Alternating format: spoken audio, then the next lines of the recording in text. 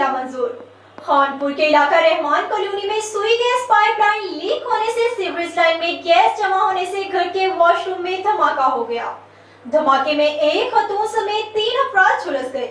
जख्मी होने वालों को फौरी अस्पताल मुंतकिल कर दिया गया।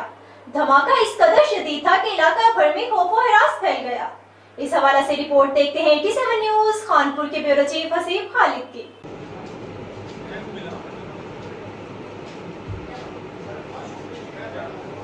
लाइट एनर्जी बल्दी है ना सीधे बाल यार बाल मैं घर बिजली क्या नहीं कर देना उधर आ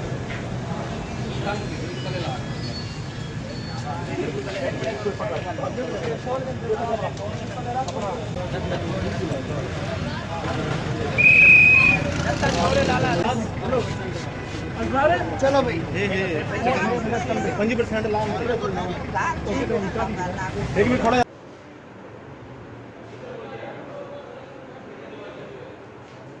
गैस आज जला ली हां वही ना होते ही नहीं ना वो गैस चली थी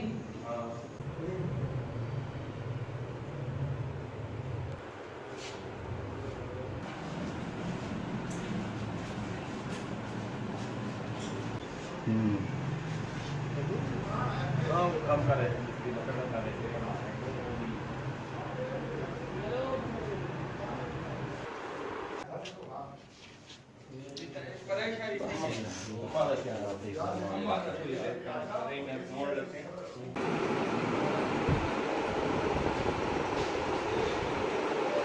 मैं प्यास से कहता हूँ किसी को कह के ना मौका दिखा लेते हैं उसको।